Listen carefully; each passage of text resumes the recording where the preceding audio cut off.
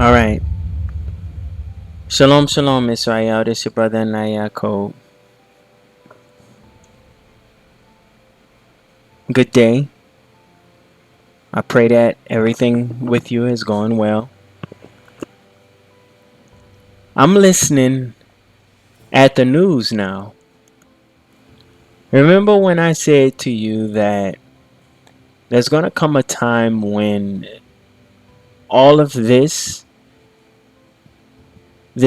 calamities are going to become a global thing that it's going to, when it makes the news, that's when you know that it's it. I'm going to tell you, nature has a goal in mind to renew its face. And when it's set on a course to accomplish that goal, it will not turn away. So rest assured that we are at the point in time where nature has manifested her hand and she's going to play that hand until it is complete. Her purpose is to circumcise the hearts of man, right? And this is the spiritual purpose. This is a purpose in addition to that which is nature, because nature simply wants to renew its face and make itself whole again because it feels the approach of the king. And so everything wants to be right when the king comes. And in fact, in spirit, the king is already here, but we're gonna that's a topic for another day. They have declared it to be a code red, people. I'm a code red for humanity, calamity, a climate calamity, a disaster, apocalyptic. These are words that are at such a degree that it's almost like if the evidence is slapping you in the face, know that the time is here. Know that the time is now. There is no putting it off. There is no waiting till the next season. There is no hoping that it passes away. We are now at the very point in time, family, where you've got to be ready. Not get ready, be ready. You understand what I'm saying? A lot of you are going to be scrounging around, wondering what to do, wondering what's next, wondering what's going on, not knowing what to do. And I guarantee you, in your ignorance, when you try to take a step forward in ignorance, there is fear, there is uncertainty, there is the lack of confidence within yourself. And so a lot of you all will be consumed in your shame and in your, you think you have confidence now, but wait to the point in time where it's got to be manifested to you where you stand on the spiritual ladder of your ascension to the Father. When you come to realize where you stand and just how long it's going to take, and the fact that all of these things, all your sins, all of the mistakes that you've made, all of the mishaps, all of the errors, all of the blunders, all of the idle speaking, the wrong words, all of the sins, all of all of the things that you've done that has been a hindrance to life must be repaid by your work towards life. And when you find out just how grave that work is, a lot of you all will pale. You are already paling in anguish of what you must pay to renew your own soul. Understand that it is for some people it is absolutely necessary for pain, family, to overtake their heart and cause them to change. It is absolutely necessary. It is absolutely divine in your fate and your calling, whatever you want to call it, to make it an absolute course that you must take. Pain is one of them. All of your leaders, your masters, your UN reports that are telling you all about climate change, and they're saying that man is the cause. See, here's the thing that gets me about your reports, O world, O carnal world. You're so hell bent, which is true, although it is very, very true what you say. You're so hell bent about what you're putting out, the carbon emissions, that you are rendering the cause to the problems that we face. But hear you me when I say this, and you will find out that your reports are in fallacy. The point in which you place the pin to say that this is the cause, you are in fallacy of these very things. You see, the far I'm gonna let's just put this as the prime focus and understanding. The Father is such a master that there is absolutely nothing no one else can do to hinder his work. If it appears to be hindered, it's only hindered for the sake of the thing that thinks it's hindered. For your hindrance, if you think that you can emit enough carbon in the atmosphere to destroy this world, if it appears to be the case, then I guarantee you that it is that case. The negative effect is only manifesting to teach you a lesson. It isn't manifesting because you can actually do something that will hinder the work of the Most High. No, it is manifesting to teach you a lesson. You understand what I'm saying? The Father's work cannot be touched. It cannot be hindered. Though it appears to be so, endowed to man to have the dominion and the power to alter this thing, it only is the case because he gave it.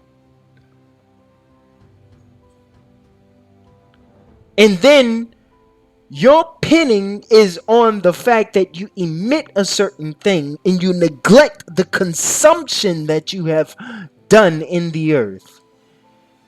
You don't think that the cause of the problems that we face are the is the fact that we've consumed so much from the earth and haven't given a single thing back of what we've consumed.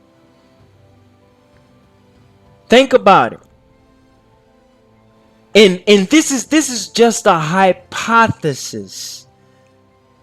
If it is true, in my educated guessing, then so be it. But if it isn't, I just need you to imagine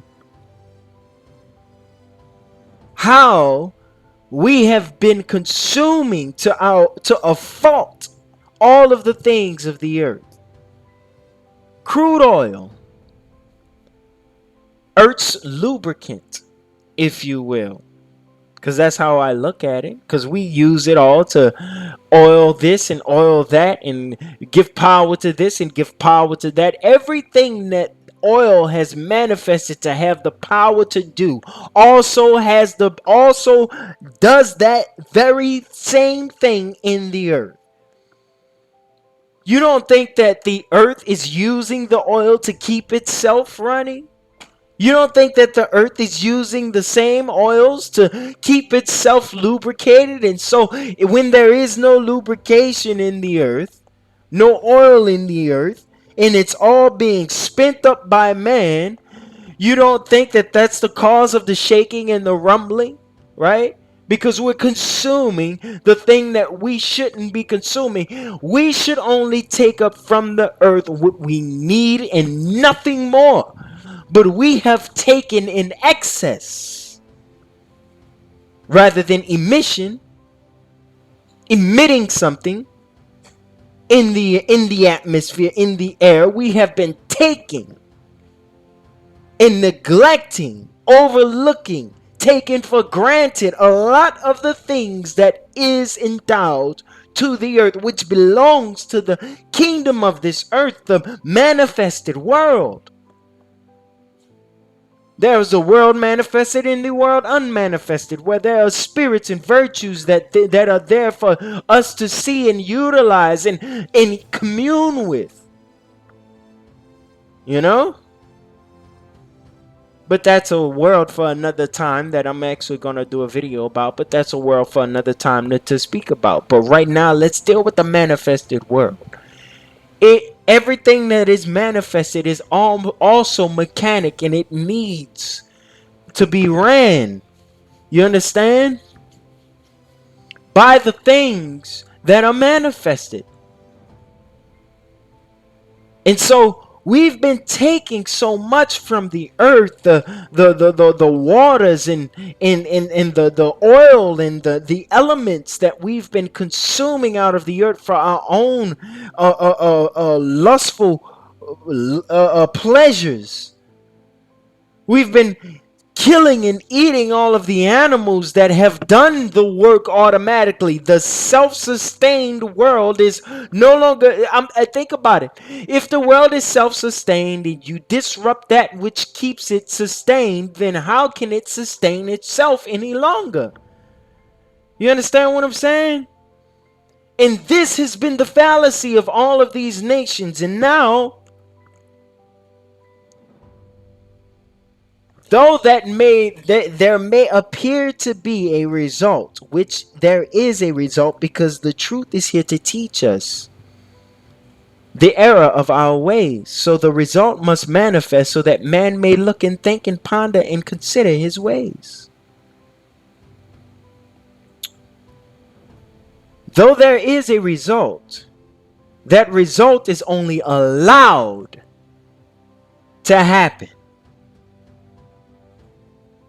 Not as if the Father is limited in his blessings. Is it as if man could take so much that there be no more to be, no more replenishment thereof. But we were given the order, the endowment to be the replenishers, the planters, the seeders, the fertile, the husbandmen of this world, right? And we've concocted a world so carnal that all of the work that we do in this carnal world has no purpose, has no giving back, has no ability to be a sustained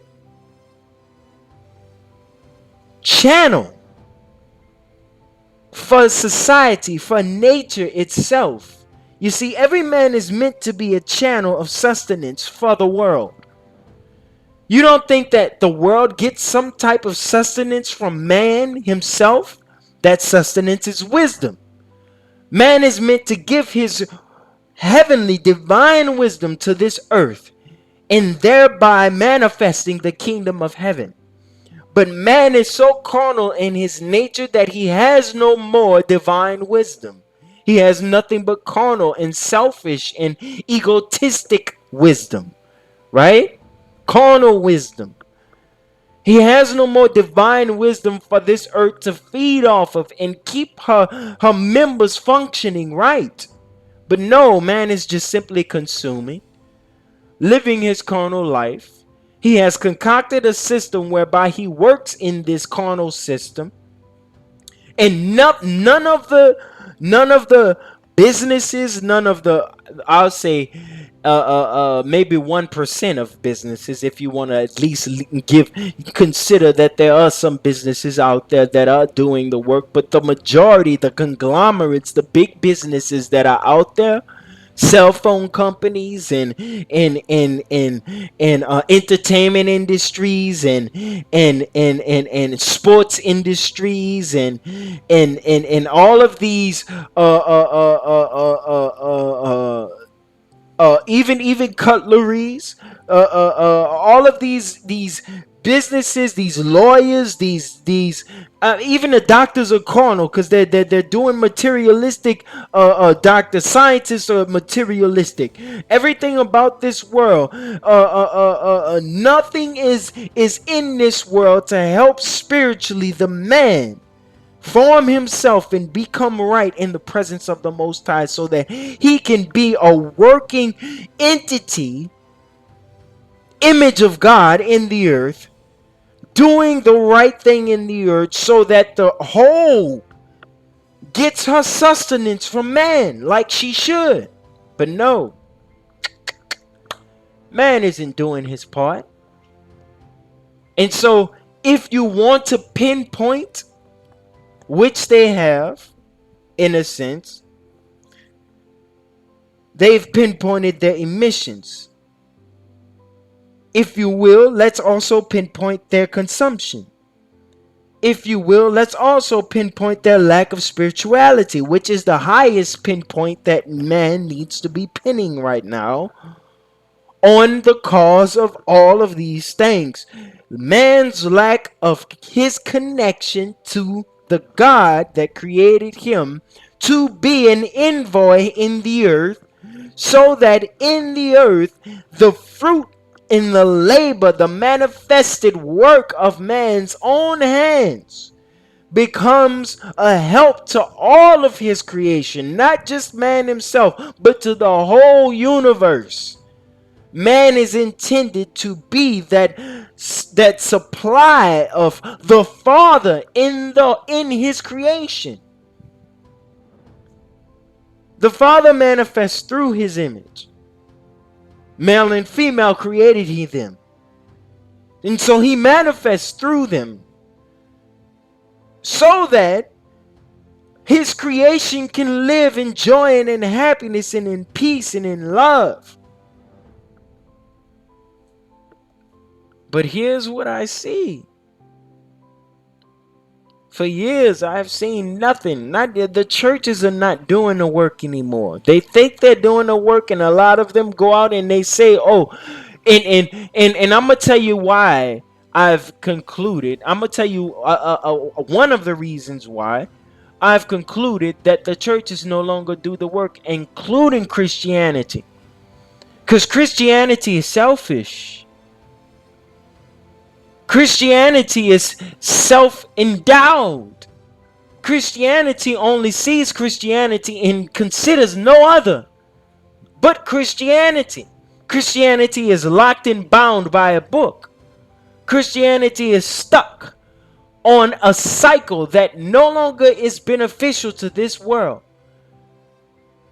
Islam can't do it. You also are stuck and self-endowed and stuck with and bound within the pages of a book.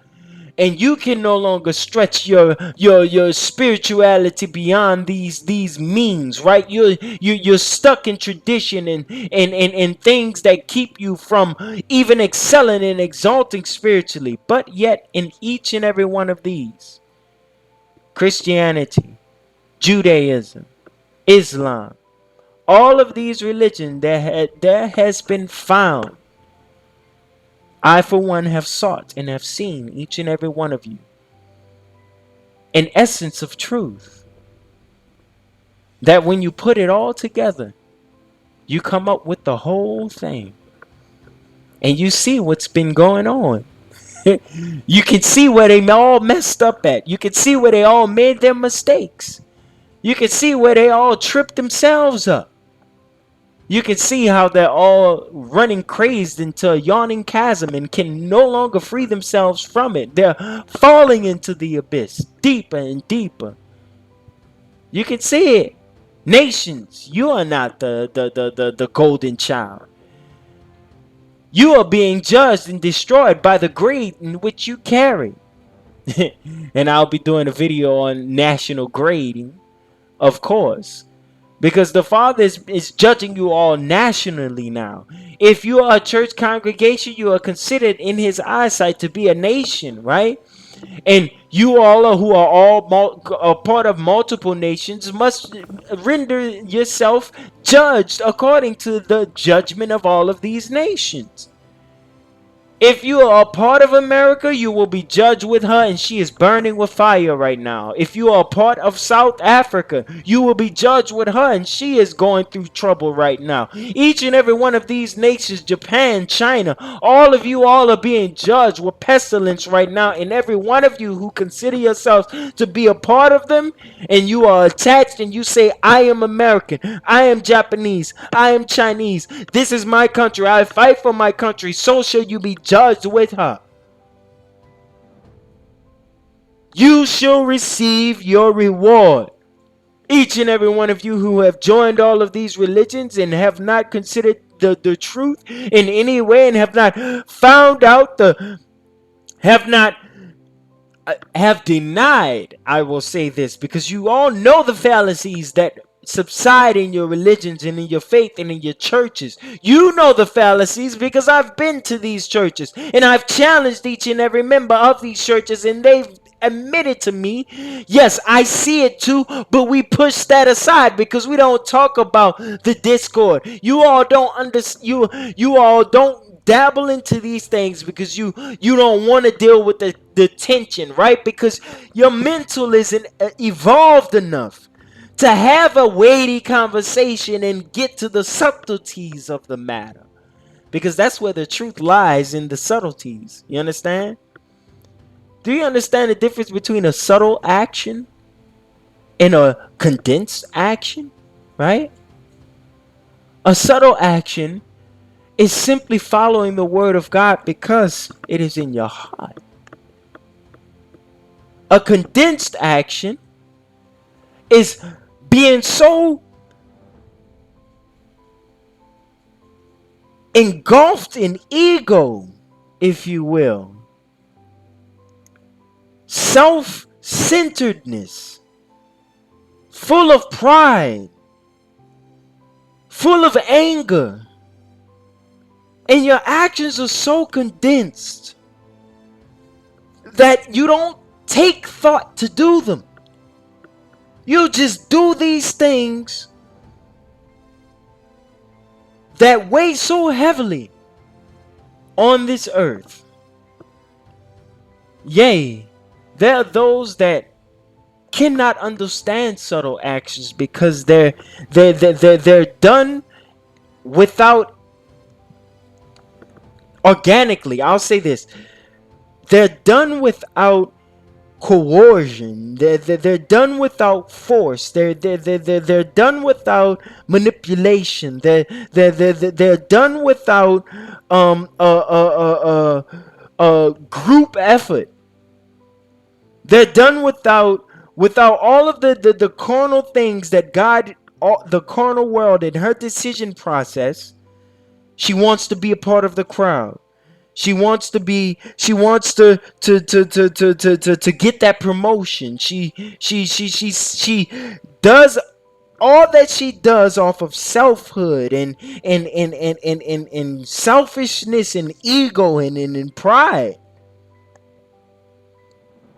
But the one who's free,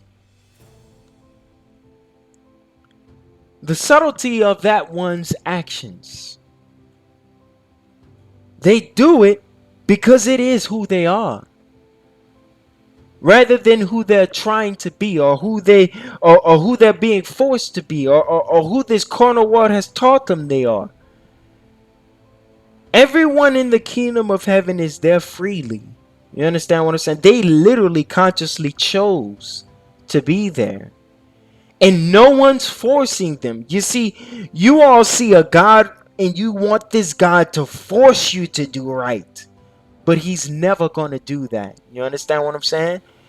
You want him to be on top of you and with a whip and cords and in thrashing and needles, forcing you to do what he wants you to do. And then out of it, you expect to be made something better because this man forced you to be a better you. No, no, no, no, no, no. Everybody in the kingdom of heaven became a better them and was not forced to be a better them. And here is what I'm telling you, that in order for you to rise and to do the right thing in this life right now, you must do these things freely, without force. And understand that this matter has been the case over your whole life this whole time. Each and every one of us have been free. We have been allowed to do as we have done all our life, and so now we reap the just reward. Do you not understand? The judge set in place rewards, right and just rewards for all the work that man could ever do in his life, whether it be good or bad. These judgments have been set up and have been established for him to teach him. You understand what I'm saying? And so, if you receive good for doing a bad thing, how could this ever teach you that what you have done is bad? How simple is that? But if you do a bad thing and you receive pain and anguish for it, if you loved pain and anguish, how could pain and anguish ever teach you a single thing? But if pain and anguish is a burden to you, if pain and anguish causes diseases and defilements and if all of these bad things result as a reward for what you have done, you have a property within you called wisdom. An organ, a thing that needs to be developed within you that learns to establish the good from the bad, that causes you to grow in these things better and better as you live your life. A sensory system within, a spiritual organ within you that has the ability to tell right from wrong. But you all don't develop this organ, and so the sensing of these things cannot be done by you because you have not chosen to yield to it, humble yourself to it, to abide in it, to do what it dictates in you. The more you ignore its dictates, the more off things become, and so pain is always a manifest that will always transpire in the end. So now I get the chance to see the end. I'm sorry to say it this way, but this is also a way in which the Father chooses to teach each and every one of us vicariously, so that we can be onlookers, passers-byers of every man's life in this earth. I can see the life I'm living, and I can see the life everyone else is living.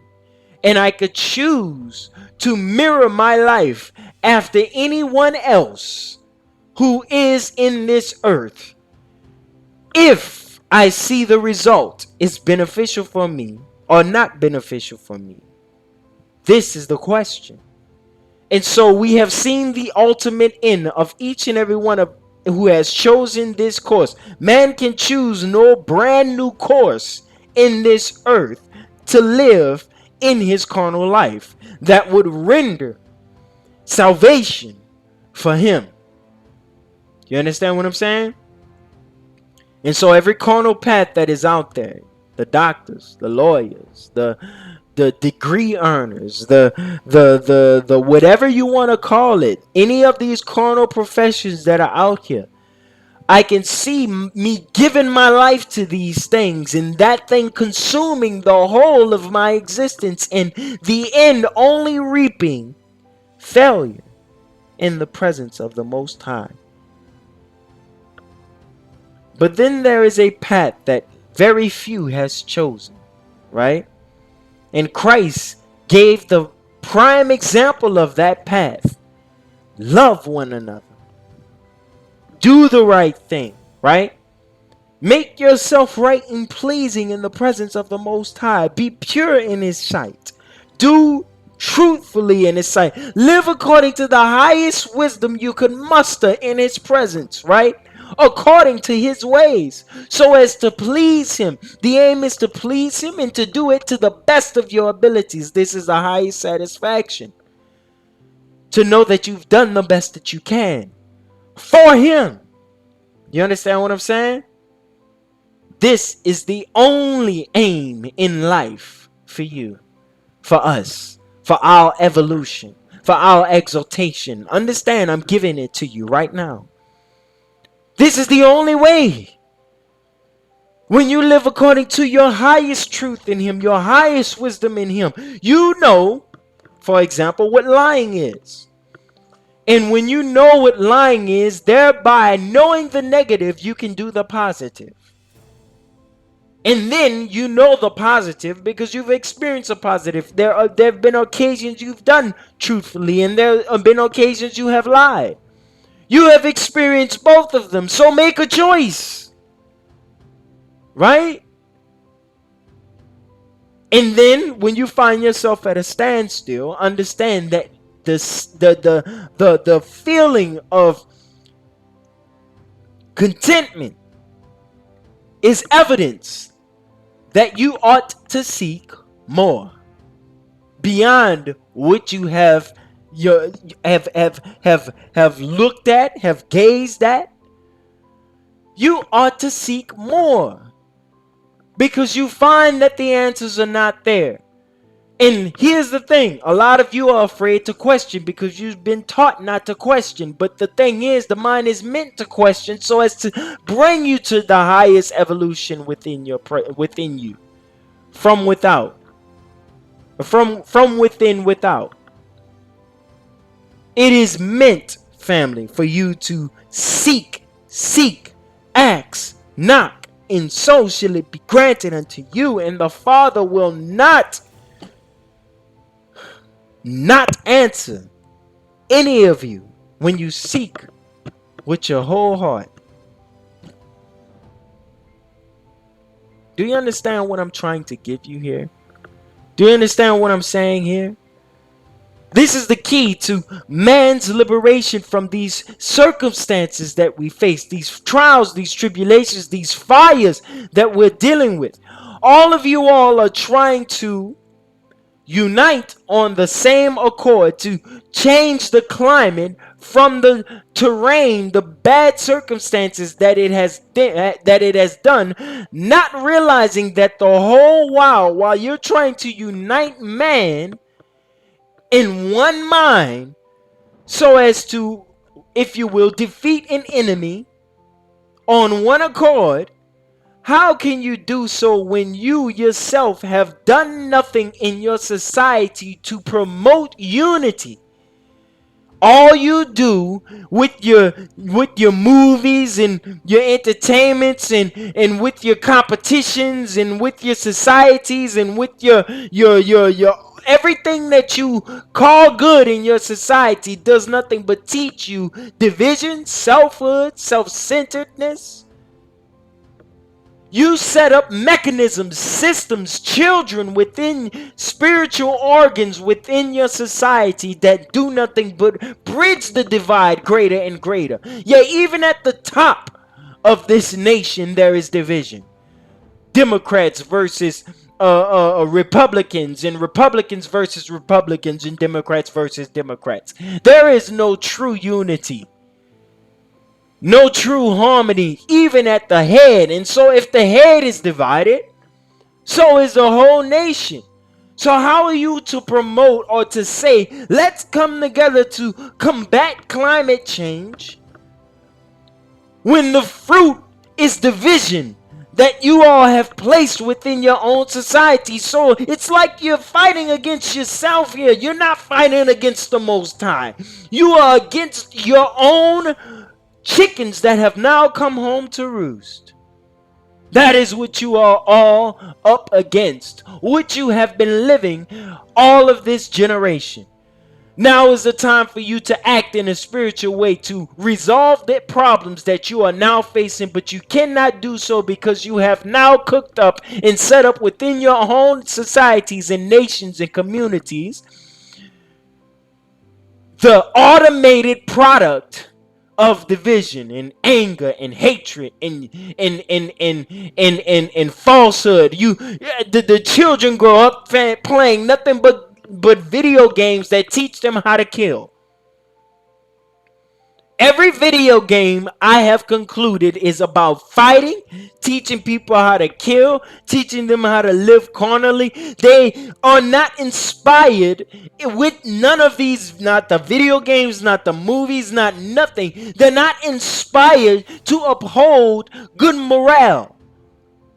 And so now you need these morals. You need these spiritual forces. This unity is a spiritual force. You don't get that carnal world.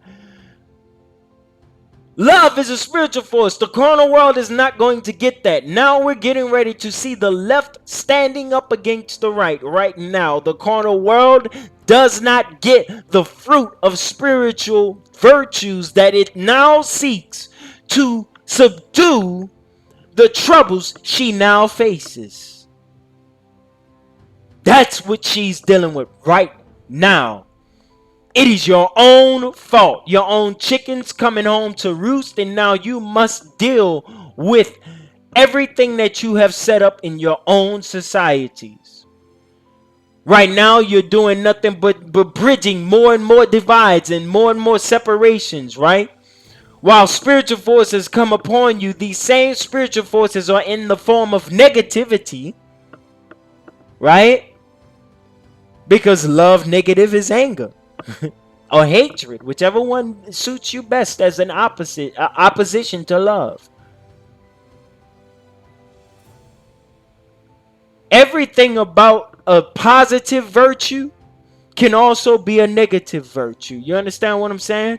A spiritual virtue can also be a carnal virtue. And when you guys realize this, you will understand that both of these are the exact same power. The one power. And it is all how man chooses to use it. That's all it is. Love. The one virtue that from all of that one virtue springs all of these. Yeah, but man negates them and uses them and misuses them and turns them into these, right? Because of his erroneous living.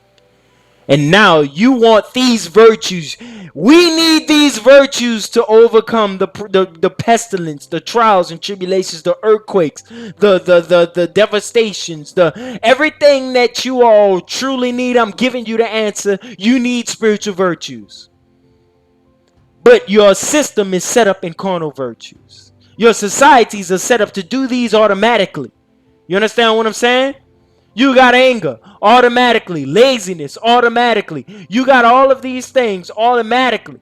Envying and hatred and theft. These things are all you Grand Theft Auto. You make a game to teach people how to steal. To fantasize. Don't you understand? Even playing games is a form of meditation that children meditate on and grow up and fantasize as to how to do.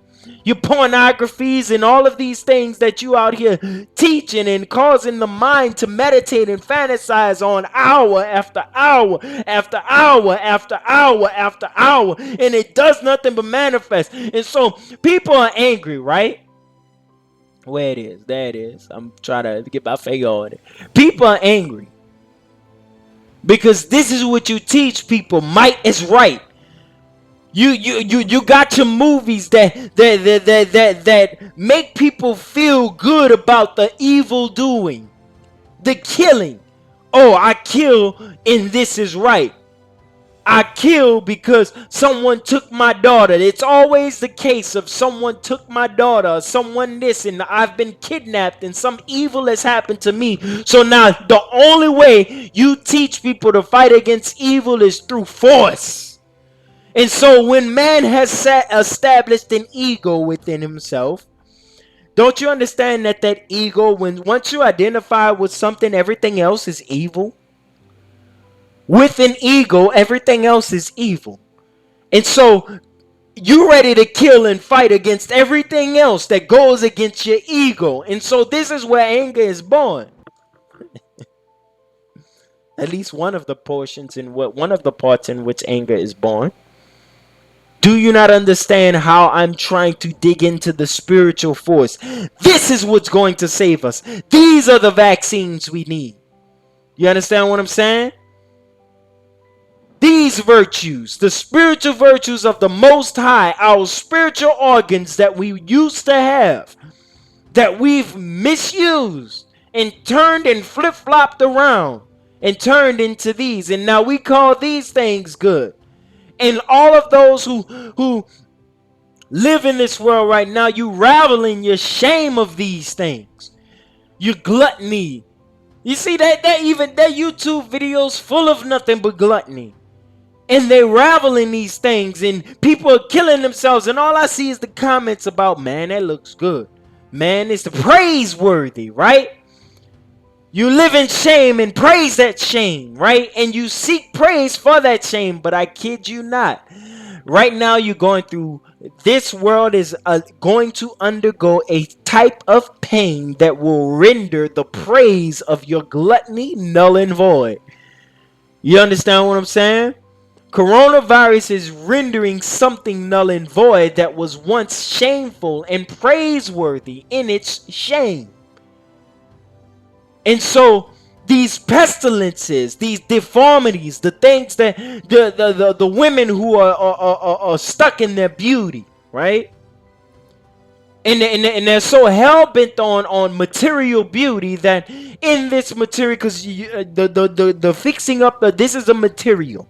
If I fix this thing up to such a way where y'all look at me like, oh, he handsome, and this is all I spend hours and hours on this thing, trying to make me look good for y'all. When I do that, I'm starting to allow myself to be engulfed in an image of ego, right? That I'm establishing for myself. And the only thing that I'm looking for, that I need that to be fed, right? You see, even the rap stars say, I love my fans because y'all make me happy. This is what makes me happy. I done seen Atante Kumbo, Giannis Atante, I don't know how to say his name right, but I done seen him do a video where after he won his little the playoffs, after he won the playoffs, he went riding around and receiving all of the praise from fans from what he's saying. He's like, and he says, and he's doing a video like, this is the reason why I do this, right? I do this. I like these moments right here. There is a hunger to be fed this type of ego. Praise, the praise of man. It feeds man's ego, right? When he establishes himself as, I've made it, or this is heaven, or this is it right here, or I'm there, I'm set, I'm good. You want man's praise to feed your ego, but there will soon be no one to praise your carnal things, your carnal lives. Because people are everywhere going to be going through so much that you will need no praise. And then I'm going to tell you like this. When you get hungry and go to starving, right? People are willing to eat their own children when they get hungry. So how much more when these carnal virtues are no more praiseworthy, because a thief steals and then he talks to his boys about it and they praise each other and, oh man, you was tough, you good, man, if you could do that, I could do it, right? You're praising these things. When there's no one to praise them, they get hungry. And you start feeling the hunger pains, right? And all of this can I tell you like this. These all hungry looks like nothing but anger. You understand what I'm saying? Lashing out. And so this is what's causing the killing and the murder. And this is one part of what's causing. I kid you not. There are things that we are neglecting that we're doing and provoking one another to these killings and these anger.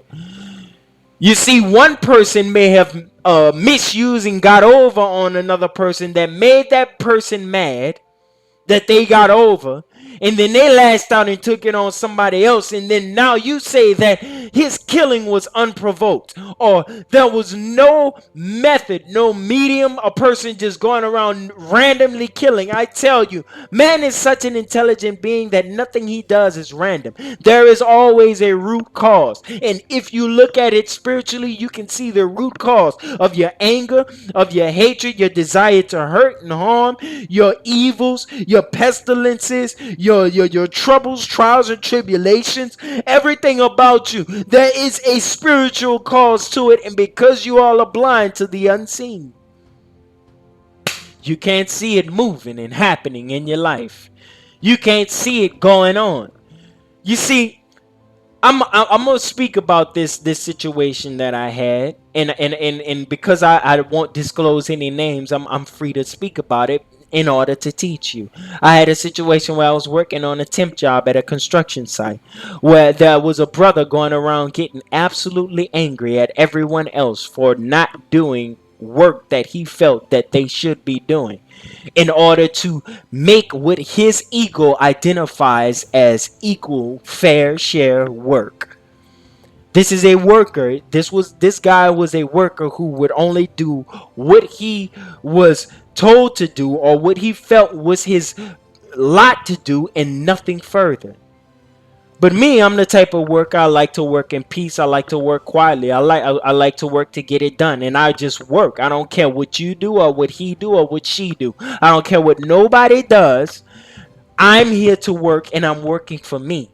It doesn't matter the amount of work. You can do very little, but each man will hold up his weight where he sees fit, where he is able. You understand what I'm saying? His mental is capable of holding up.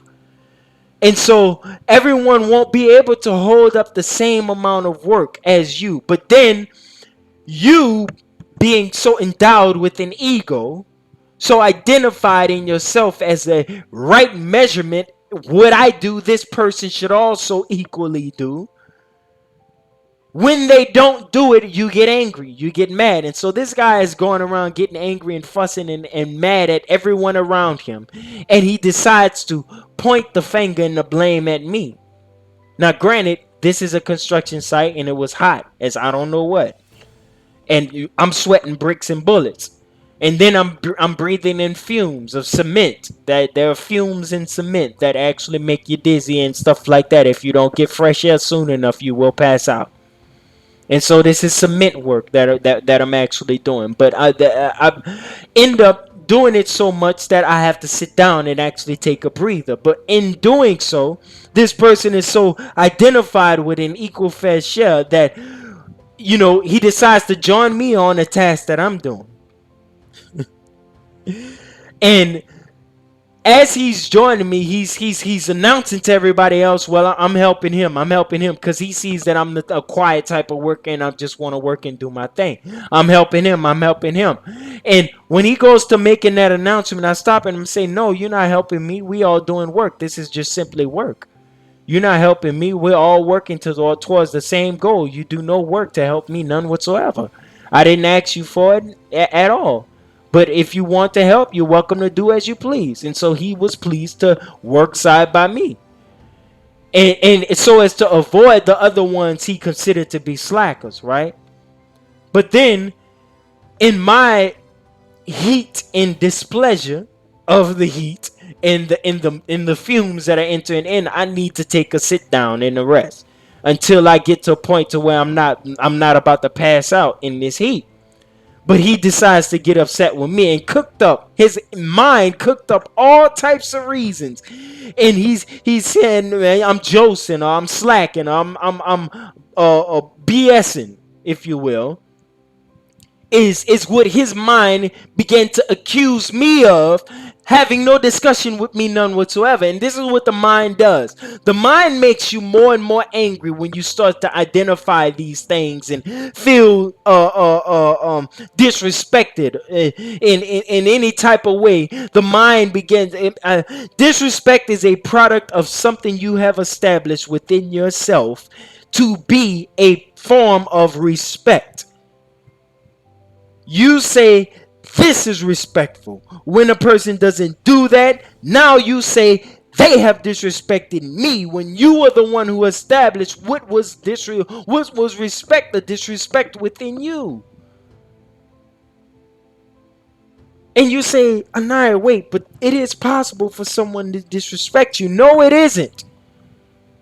It is impossible for someone to disrespect you. You understand? Even Christ, standing on the cross, knew that he wasn't disrespected in any way. He said, for if you were allowed to kill me, then it was my Father who gave you the power to do so. You're not disrespecting me. I agree with whatever the Father is pleased to do with me. I agree with whatever happens to me. There is absolutely nothing that can disrespect me when I agree with all things happening to me. And if they happen to me, I have only one instrument to use. Not these, but this. I have this one instrument to speak aright and not speak falsely in every situation. And see what becomes of it. See what becomes of it. And by seeing what becomes of it, I see the work in the hand of the Most High in my life in every single thing that I do. Because if I speak his word in every situation, and what he said could be the result becomes the result, or if it becomes not the result, I can turn it into the result if I want by reasoning it aright within me. If I take everything, whether it be good or bad, if I take it all to learn a lesson of wisdom out of it, then I have received the fruit that was meant to come from it, regardless of what it is. Does that make sense? And so in order to do that, I must not have an ego. I cannot identify with the good or the bad. I just must be putty in the hands of God. Let him use me as he pleases. If he wills me go to prison, I must go. I will go gladly. And when I get there, obviously, I was there to teach somebody and to spread the word and to be a monument. For he takes his Jew and he puts his Jew wherever he pleases. And there his Jew will do just what's in them to do, according to that nature that he has endowed within them, according to his spirit. You understand what I'm saying? These are the spiritual things that happen. But with an ego, you identify with certain things. And so you begin to use these virtues because of ego, because of your identity, the Satan within you. You begin to use these things or feed yourself in such a way so as to make these carnal conclusions within yourself. And out of these things, you misuse the properties within you to manifest these things in the earth. And these things are on autopilot now. These carnal virtues are on autopilot right now, and they have been the very cause of the destruction in this earth. And now you want to use these, but you can't, because you haven't been living a spiritual life. These are powers: creative powers, destructive powers. Creative powers, destructive powers. Life powers, death powers. You understand? Productive powers, non-productive powers. But yet they all use the same and one force within you. And that is the love of the Most High, endowing you to move and work and to act and utilize your being freely as you see fit. But you will render the right and just reward, so it be manifested to you the error of your own ways. And so with this brother who was dealing with me on the construction site, I decided to go ahead and speak up because he started to form accusations within himself against me for having sat down, and he chose to move from working beside me or with me to working elsewhere, and somehow thought I felt some type of way about it. You see, his mind also, he had the conversation with himself, and his mind concluded that I felt some type of way about it, but I had no thought on it, none whatsoever. In fact, I was thinking about how he was accusing all the other brothers, and I spoke up on behalf of other brothers and not on behalf of myself. But come to turn around to conclude, to realize he was actually addressing me at the time. He had concluded a reason or a slacking method within me. Now, this same brother, when he began to speak and he spoke so much and I saw the anger within him and the trouble within his heart, I decided to speak a word to help him see what he was doing. So I said this: do you not understand the power you let me have over you? Or you let, not me, but I started off with saying anyone. You let people have power over you. That's just how I put it. That's what it was. I looked at him and I said, brother, you let people have power over you. He was like, power over me? You know, anger is speaking now. Power over me? I'm like, yeah, man. You get so angry that you let someone dictate you and move you how you please. But I tell you this, bro, nobody plays this instrument but me. And no one can ever get me angry and mad like how you getting right now. But if you look and understand the era of what you're doing right now, you will see that you're letting people have power over you. Oh, man, you don't know what you're talking about. Ain't nobody having power over me. Y'all just not working. Y'all, you not doing this. You not doing that. Started getting so angry. And I said, that's the exact power that you let me have over you. That you let me be able to even do a thing within myself, my world, that troubles you and yours. You understand what I'm saying?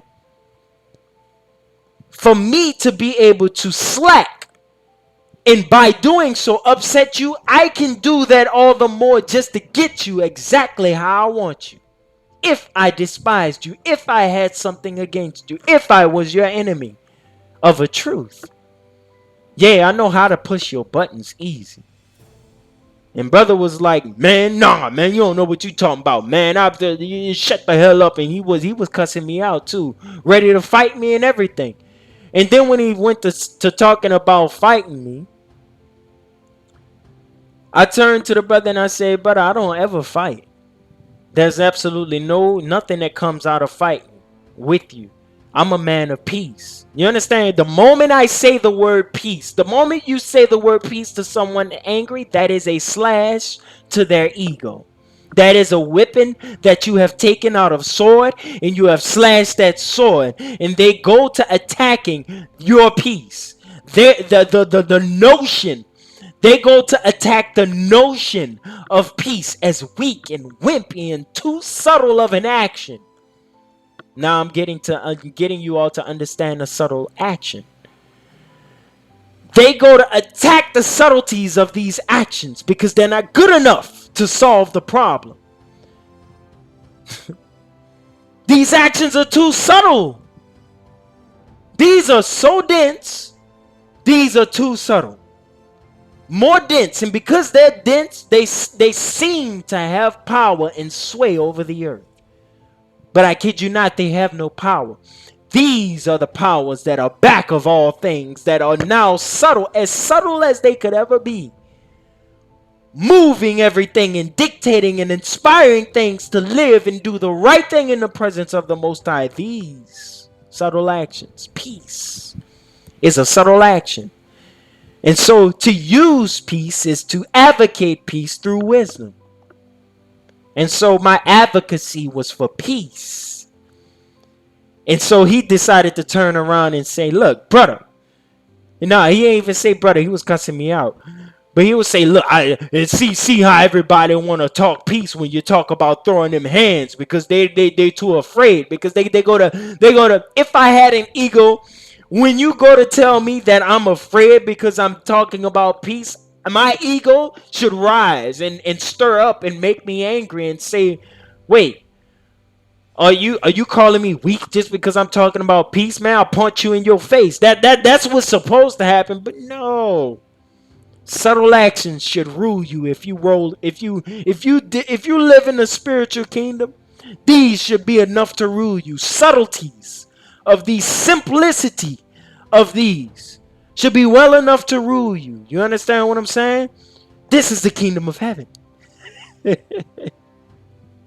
Well enough to rule you, well enough to cause you to make a decision conclusively, to make resolve.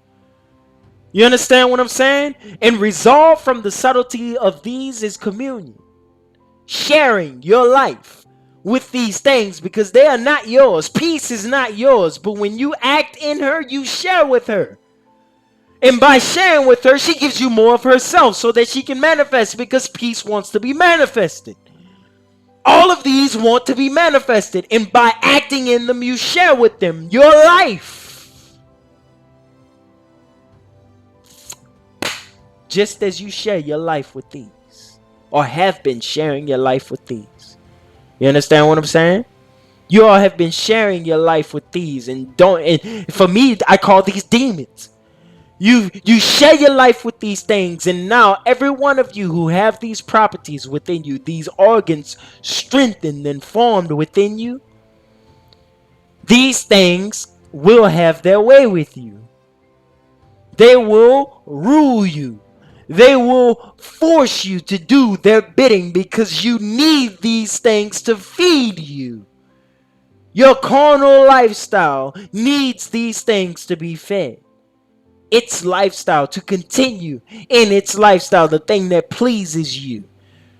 The way you have structured your mind and your mental and your thinking. You understand what I'm saying? And so anger.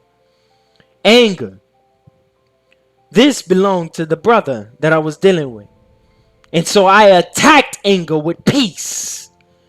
And anger, listen at me, may not have manifested to be defeated that day, because it would continue to ramble on and show us to hide from being defeated. It's going to ramble on. But once the wisdom is spoken, everything that needs to be said is said. Quietness now needs to settle in. So there needs to be no more talking. So I asked the brother, because he was talking about being a man, because I was talking about, brother, I told him, I'd say, brother, I work in silence, period. And I like to work and get my job done. That's what I do. And so the brother sit up there, and I don't know why I'm pointing at that anymore, but I looked at the brother, and we got into a point to where the discussion went about being a man, because he was trying to call me wimpy for using peace, for advocating peace, even though he knows me. And he knows that even there was one instance where I was willing to sacrifice a material thing for his safety. And he knew that. And he said, man, you ready to sacrifice your stuff for me? And I say, brother, this is nothing. Yes, I would gladly sacrifice these things for you. Any material thing, even my flesh, I would sacrifice it for another man. Period. You understand what I'm saying?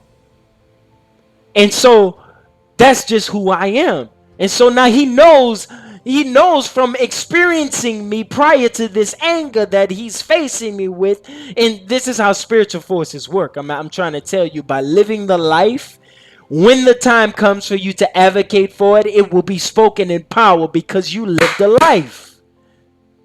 You understand? And they know it. You live the life and they know it well. And so when it comes time for you to speak up for the thing in which you live, for the life in which you live, evil must flee, because they know they're talking to power in the spiritual life. A being that is the channel of the image of the Most High in the spiritual life. And so peace is far stronger than might, because now we need peace. We need the spiritual force that is called peace, joy, love, harmony. All of these things, wisdom, truth. We need all of these spiritual forces right now as the world crumbles right before our very eyes.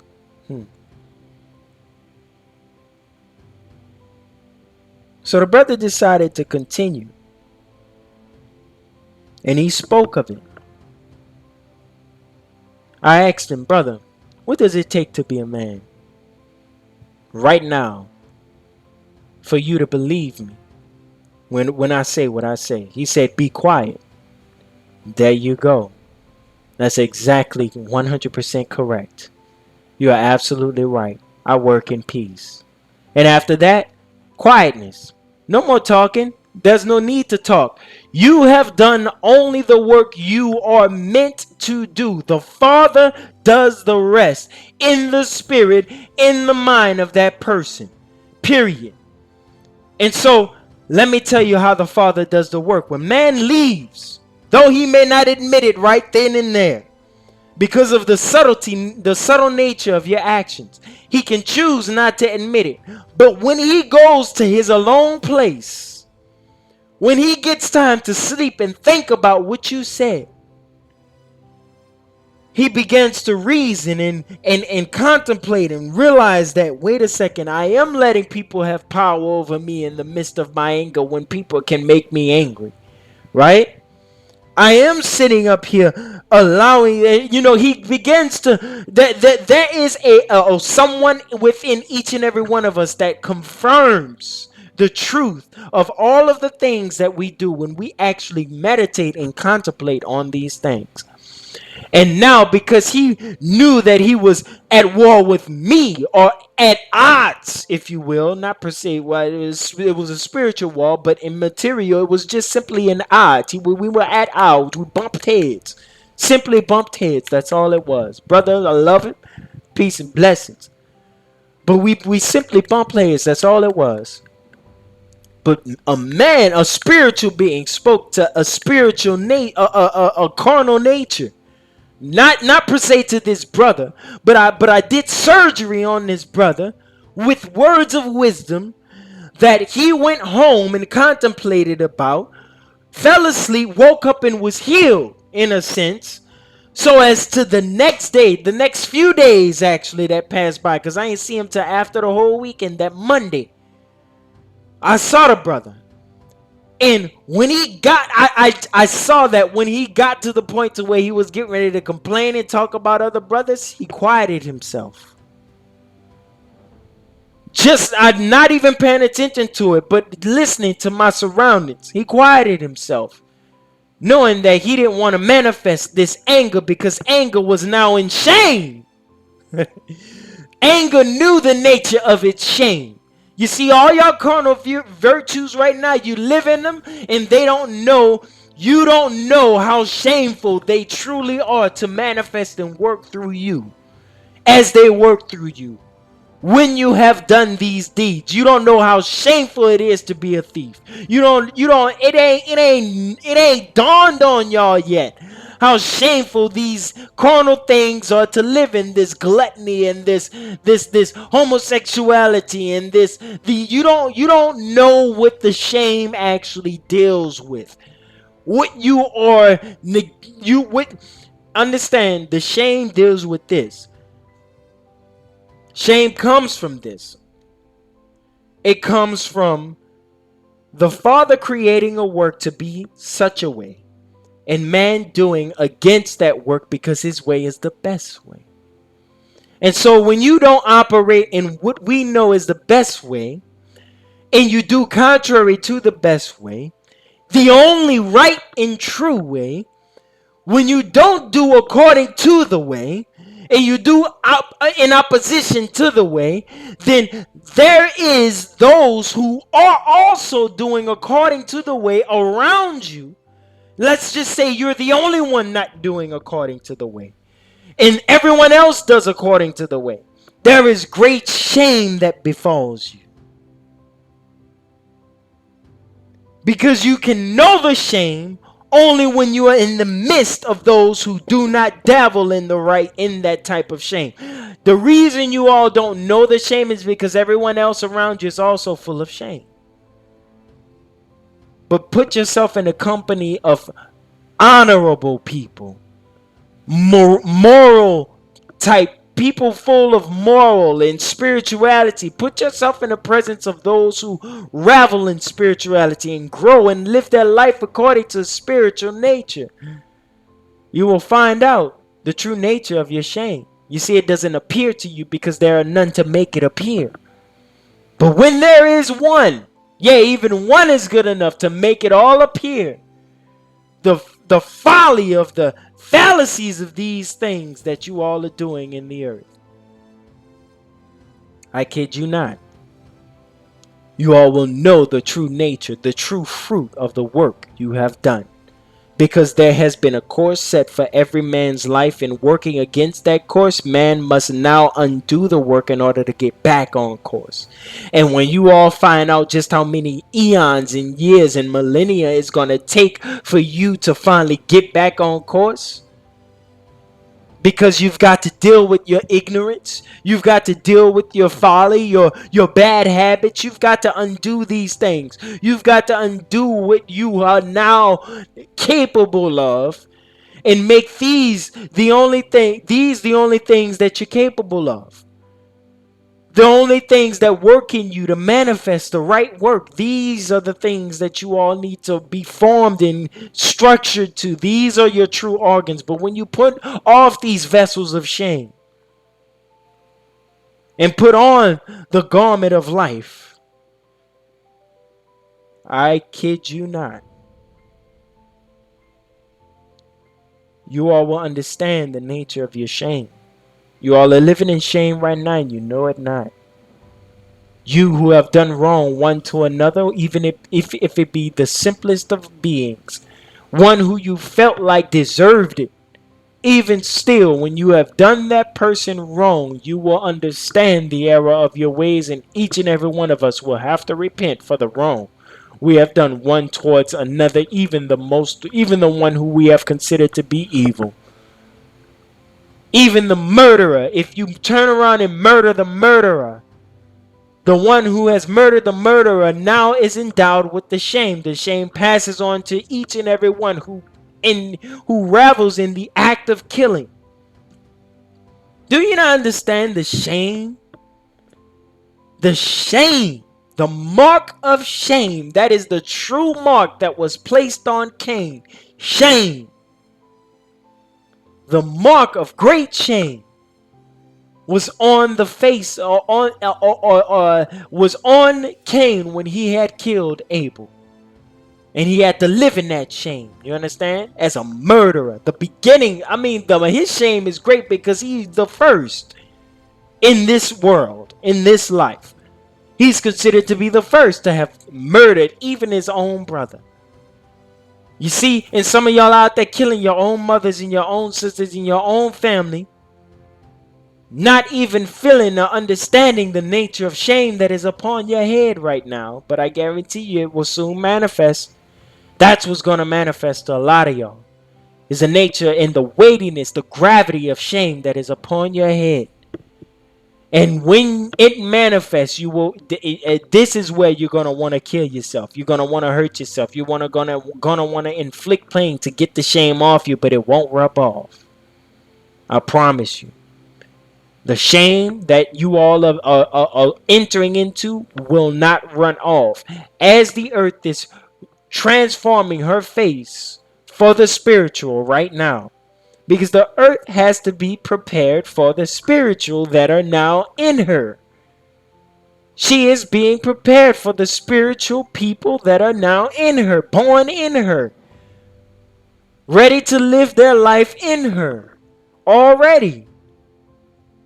She's doing this work to help them grow. Because as long as they now see that it is the end, they will continue to work further and further towards the path of life. Y'all don't understand. And it's working twofold for the spiritual and for the carnal to be pricked of their hearts. So they must know and understand the error of their ways. See, y'all got to understand that this is wrong. Something's got to tell you all that the life you've been living is wrong. Something's got to show and prove to homosexuality that is wrong, to prove to evil and theft and killing and to murder, into provocation, into prolonging, into reveling and drunkardness, and all of these things must be proven wrong.